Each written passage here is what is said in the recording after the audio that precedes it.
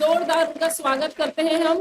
उत्तर प्रदेश कृषि अनुसंधान परिषद उपकार के 36वें स्थापना दिवस के अवसर पर आयोजित आज की इस राष्ट्रीय संगोष्ठी में मंच पर मेरे साथ उपस्थित उत्तर प्रदेश सरकार में मंत्रिमंडल के मेरे सहयोगी कृषि और कृषि अनुसंधान विभाग के मंत्री श्री सूर्य प्रताप शाही जी, प्रदेश के उद्यान विभाग के राज्य मंत्री स्वतंत्र प्रभार श्री दिनेश प्रताप सिंह जी, राज्य मंत्री कृषि और कृषि शिक्षा सरदार बलदेव सिंह ओलख जी, आज के इस कार्यक्रम में उपस्थित गौ सेवा आयोग के अध्यक्ष श्री श्याम बिहारी गुप्त जी, गन्ना अनुसंधान संस्थान के निदेशक डॉक्टर दिनेश सिंह जी, उपकार के अध्यक्ष कैप्टन विकास गुप्ता जी, प्रमुख सचिव कृषि श्री रविंद्र जी, महानिदेशक उपकार डॉक्टर संजय सिंह जी, आज के इस समारोह में उपस्थित उत्तर प्रदेश में स्थित सभी कृषि विश्वविद्यालयों के सभी सम्मानित कुलपतिगण, कृषि अनुसंधान के क्षेत्र में कार्यरत संस्थानों के सभी निदेशक और अन्य वैज्ञानिकगण, विकसित कृषि के माध्यम से विकसित उत्तर प्रदेश की परिकल्पना को साकार करने में योगदान देने वाले सभी उपस्थित हमारे वैज्ञानिक और उपस्थित बहनों और भाइयों, मैं सबसे पहले उपकार को 35 वर्ष की शानदार यात्रा के लिए हृदय से बधाई देता हूं और आज के इस राष्ट्रीय संगोष्ठी के लिए उनका अभिनंदन भी करता हूं। स्वाभाविक रूप से जिसके पास जिस क्षेत्र की विशेषज्ञता होगी और जिस क्षेत्र में प्रकृति ने उसे उसके अनुकूल बनाया होगा, उसके लिए उस क्षेत्र में आगे बढ़ना उतना ही आसान होता है। उत्तर प्रदेश इस दृष्टि से कृषि और कृषि अनुसंधान के देश से प्रकृति और परमात्मा की कृपा का एक प्रदेश है। हमारे पास विस्तृत कृषि भूमि है, हमारे पास पर्याप्त जल संसाधन है, कृषि भूमि अत्यंत उर्वरा है और दुनिया के अंदर उत्तर प्रदेश एकमात्र ऐसा राज्य होगा जिसकी 86% से अधिक भूभाग सिंचित है। स्वाभाविक रूप से एक तरफ प्रकृति और परमात्मा की एक कृपा और दूसरी ओर यहां पर कार्यरत केंद्र और राज्य सरकार के कृषि विश्वविद्यालयों का एक बेहतरीन संजाल। उत्तर प्रदेश सरकार स्वयं 4 कृषि विश्वविद्यालय पहले से संचालित कर रही है, 5वां कृषि विश्वविद्यालय भी स्थापित हो रहा है। केंद्र सरकार के द्वारा भी प्रदेश के अंदर पहले से ही कृषि विश्वविद्यालय संचालित हो रहे हैं और 15 से अधिक कृषि अनुसंधान के लिए कार्यरत संस्थान प्रदेश के अंदर कार्यरत हैं। 89 कृषि विज्ञान केंद्र भी अपने अपने क्षेत्र में अपनी अपनी विशेषज्ञता का लाभ प्रदेश के अन्नदाता किसानों को प्रदान करते हैं। इस सब के बावजूद अभी तक हमारी जो प्रगति है, हमारे अन्नदाता किसानों की जो स्थिति है, वह बहुत चौंकाने वाली तथ्य प्रस्तुत करता है। प्रदेश के बामुश्किल 25 से 30% किसान ही ऐसे हैं जो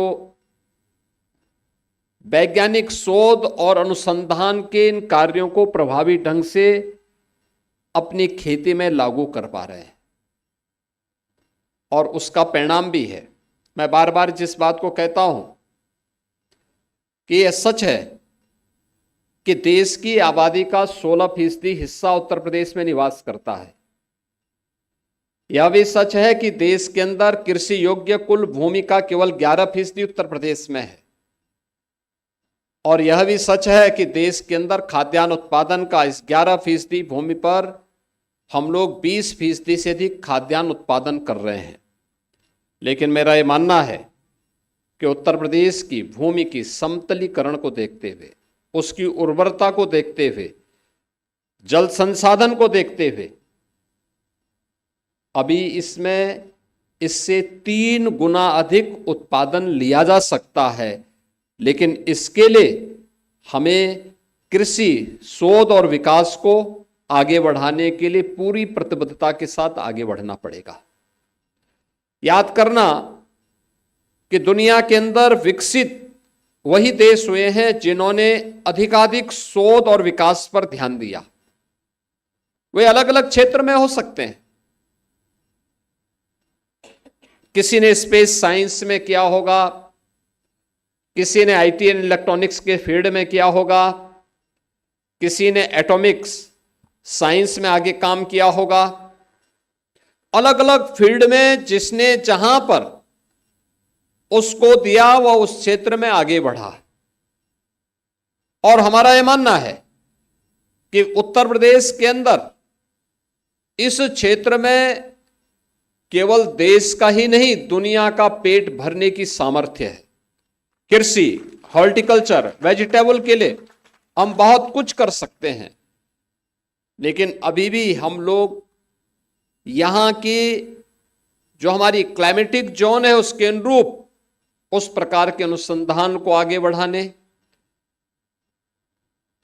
प्रकृति के व पर्यावरण के अनुरूप उस प्रकार के शोध को आगे बढ़ाने के लिए हमारे स्तर पर जो प्रयास होने चाहिए उसमें और गति देने की आवश्यकता है। आपके द्वारा किए जाने वाले शोध और विकास के इन कार्यक्रमों की गति प्रदेश की भी और देश की भी प्रगति में एक निर्णायक भूमिका का निर्वहन कर सकता है। याद करना यह आवश्यक नहीं कि यूरोप के लिए जो उपयुक्त है वह भारत के लिए भी उपयुक्त है, यह आवश्यक नहीं है। हमें भारत के अनुरूप, यहां के जलवायु के अनुरूप, यहां की मिट्टी के अनुरूप उस प्रकार के शोध और विकास को आगे बढ़ाने के लिए अपने आप को तैयार करना होगा। उस प्रकार के कार्यक्रमों में हमें लगातार प्रयास करने होंगे। और मैं मानता हूं ये सभी संभावनाएं उत्तर प्रदेश के अंदर छुपी हुई है। देश के यशस्वी प्रधानमंत्री आदरणीय श्री नरेंद्र मोदी जी ने देशवासियों के सामने जो लक्ष्य तय किया है वह लक्ष्य 2047 में एक विकसित भारत का है। स्वाभाविक रूप से विकसित भारत के लक्ष्यों को प्राप्त करने की दिशा में राज्यों को भी अपनी अपनी भूमिका का निर्वहन करना है। राज्यों की उस भूमिका के लिए हमें विकसित उत्तर प्रदेश बनाना है। विकसित उत्तर प्रदेश बनाने के लिए हमें उन सभी क्षेत्रों में अपनी उन संभावनाओं को तलाशना है। आज हमने तय किया है, भारत सरकार ने तय किया है कि 2027 में भारत $5 ट्रिलियन की इकोनॉमी बनेगा। हमने तय किया है कि 2029 में उत्तर प्रदेश को $1 ट्रिलियन की इकोनॉमी बनाएंगे। ये लक्ष्य है। लेकिन 2047 में जब भारत 30 ट्रिलियन की इकोनॉमी होगा तब उत्तर प्रदेश कहां होगा? तब उत्तर प्रदेश की प्रति व्यक्ति आय क्या होगी? कृषि के क्षेत्र में, इंफ्रास्ट्रक्चर के क्षेत्र में, उद्योग के क्षेत्र में, जीवन के अलग अलग क्षेत्र में, शिक्षा के क्षेत्र में, स्वास्थ्य के क्षेत्र में हमारी क्या स्थिति होनी है?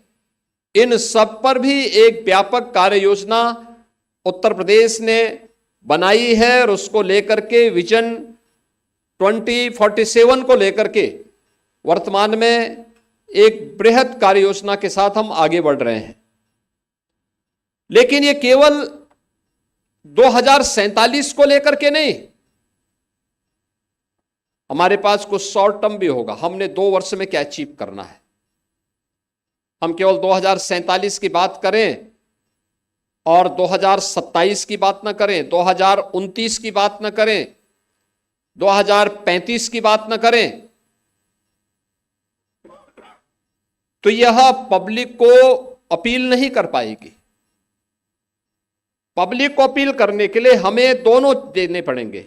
शॉर्ट टर्म क्या हमारा लक्ष्य होगा, मीडियम का क्या लक्ष्य होगा और लॉन्ग टर्म प्लानिंग हमारी क्या होगी। ये तीनों प्रकार के कार्यक्रमों को लेकर के हमें एक साथ चलना होगा। मैं अपने सभी कृषि विश्वविद्यालयों से, कृषि अनुसंधान के लिए कार्यरत संस्थानों से और कृषि विज्ञान केंद्रों से भी कहूंगा कि वे इस दिशा में प्रयास प्रारंभ करें। हमने यहां पे इजराइल की मदद से सेंटर ऑफ एक्सीलेंस स्थापित किए थे। उस सेंटर ऑफ एक्सीलेंस, उस समय उन्होंने तकनीकी सहयोग हमें किया था। यहां के वैज्ञानिकों ने उनके साथ प्रशिक्षण लेकर के उसे आगे बढ़ाने में योगदान दिया, लेकिन वो एक तक सीमित न रहे। उसका एक्सटेंशन क्या है, हमें उस दिशा में भी प्रयास करने चाहिए। अगर यह कार्य इजराइल कर सकता है तो हमारे कृषि विश्वविद्यालय क्यों नहीं कर सकते? हमने उस दिशा में प्रयास क्यों नहीं किया? हम आज भी लकीर के फकीर बनकर के कब तक यहां के किसानों को खेती बाड़ी से प्लान करने के लिए ही मजबूर होते देखते रहेंगे? इन सभी स्थितियों को हमें देखना होगा। दूसरा, हमें उस फील्ड को भी तलाशना होगा कि जलवायु परिवर्तन के जो दुष्परिणाम सामने आ रहे हैं। आप देख रहे होंगे इस समय भारी बारिश होनी चाहिए,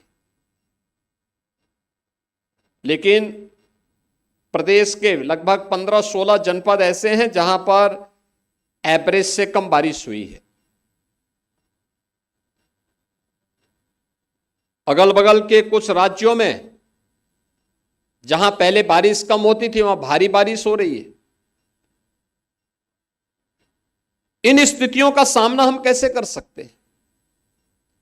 कैसे हम लोगों को तैयार कर सकते हैं? बहुत बार किसान इंतजार करता रहता है, बारिश होगी बारिश होगी, तब हम धान की रोपाई करेंगे, तब हम इस फसल को लेके आगे बढ़ेंगे। और अंततः होता क्या है, जब हम देर में, अगर कोई भी फसल 1 महीने लेट होगी तो ये मान के चलिए कि बीज अगर वही पुराना है तो लेट होने का परिणाम क्या है, उसकी 30% तक प्रोडक्शन पे भी असर पड़ता है। हमने क्या लेट वैरायटी के लिए उसको तैयार किया? हमने उस प्रकार के बीज की उपलब्धता के लिए और उसके डेमोस्ट्रेशन के लिए किसानों को प्रशिक्षित किया, क्योंकि किसान तो बीज देखता है, बहुत बार उसको उसकी जानकारी नहीं होती है, तो बीज देख करके तय कर लेता है कि साहब ये सब एक जैसा है, ठीक है, ये सभी चीजें उसके सामने तय होती हैं। वो बीज देख करके उसी ढंग से उसकी बुआई कर लेता है, उसकी रोपाई कर लेता है। अगर हम उसे कृषि विज्ञान केंद्रों के माध्यम से, विश्वविद्यालयों के माध्यम से, अनुसंधान केंद्रों के माध्यम से समय पे सही जानकारी नहीं देंगे और डेमोस्ट्रेशन के माध्यम से उसको बताएंगे नहीं कि देखिए इस कृषि क्षेत्र में इस विकास से, इस बीज के माध्यम से ये उपलब्धि हासिल की जा सकती है, इसका प्रोडक्शन इतना लिया जा सकता है, उसको विश्वास नहीं होगा। क्योंकि वह आज भी अगर अपनी पुरानी रणनीति के तहत पुरानी तकनीक पर आधारित खेती करने के लिए मजबूर है, इसलिए क्योंकि हमारी पहुंच उस तक नहीं हुई या हम उसे अपने केंद्रों तक लाने में विफल रहे। हमें इस बात को ध्यान में रखना होगा कि उत्तर प्रदेश के अंदर सर्वाधिक रोजगार देने वाला क्षेत्र कृषि आज भी है। आप याद करिए, लगभग 3 करोड़ किसान अकेले कृषि पर निर्भर करते हैं। कृषि के बाद जो दूसरा सेक्टर हमारा है जो सर्वाधिक रोजगार दे रहा है वह एमएसएमई का सेक्टर है, जिसमें लगभग 1 करोड़ 65 लाख के आसपास लोग इसके माध्यम से रोजगार प्राप्त करते हैं।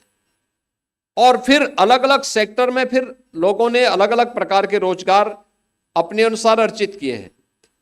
कृषि यह लोगों के प्लान का कारण न बने, बल्कि कृषि लोगों के जीवन में खुशहाली का माध्यम बने। और यह तभी संभव है जब हम इस क्षेत्र में किए जाने वाले अनुसंधान का लाभ एक अन्नदाता किसान को दे पाएंगे। आज यहां पर आप सभी कृषि वैज्ञानिक अपने अपने क्षेत्र में जो कार्य किए हैं इनसे संबंधित यहां पे इन सभी मुद्दों पर चर्चा करेंगे।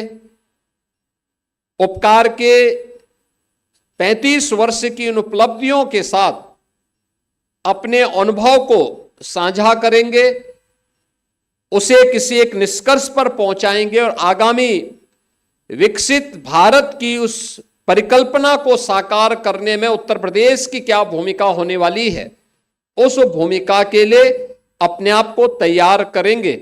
ये मान के चलिए कि अगर उत्तर प्रदेश विकसित उत्तर प्रदेश होता है तो भारत को विकसित होने से दुनिया की कोई ताकत रोक नहीं सकती है। इतनी बड़ी आबादी का राज्य अगर विकसित होने के लक्ष्यों को प्राप्त करता है और हर व्यक्ति अपने अपने फील्ड में उसके अनुसार ईमानदारी के साथ प्रयास करता है तो उसे प्राप्त करने में फिर कोई दिक्कत नहीं होगी। और उस दिशा में उत्तर प्रदेश की कृषि और कृषि से जुड़े हुए सभी सेक्टर को अगर हम एक साथ आगे बढ़ाने का काम करते हैं, चाहे वह कृषि का हो, वह हॉर्टिकल्चर का हो, वह वेजिटेबल का हो, वह पशुपालन और डेयरी का हो, थोड़ा भी हम प्रयास करेंगे तो लोगों को इस दिशा में हम आगे बढ़ा सकते हैं। और उसके लिए जिसके बारे में प्रधानमंत्री जी बार बार कहते हैं कि अन्नदाता किसान के चेहरे पर खुशहाली आएगी तब जब हम लागत को कम करेंगे और उत्पादन को ज्यादा बढ़ाएंगे। यह रिसर्च एंड डेवलपमेंट के माध्यम से ही यह सब संभव हो सकता है। इसमें और कुछ बहुत कुछ किया जा सकता है। इन सभी पक्षों को लेकर के आज यहाँ पे विस्तृत चर्चा होगी। इस विश्वास के साथ मैं एक बार फिर से उपकार को 36वें स्थापना दिवस के अवसर पर हृदय से बधाई देता हूं और विश्वास करता हूं कि उपकार उत्तर प्रदेश के किसानों के बारे में अपने विशिष्ट शोध और विकास कार्यक्रमों के माध्यम से अवश्य उपकार करेगा। आप सबके प्रति मेरी शुभकामनाएं हैं। धन्यवाद। जय हिंद। बहुत बहुत धन्यवाद।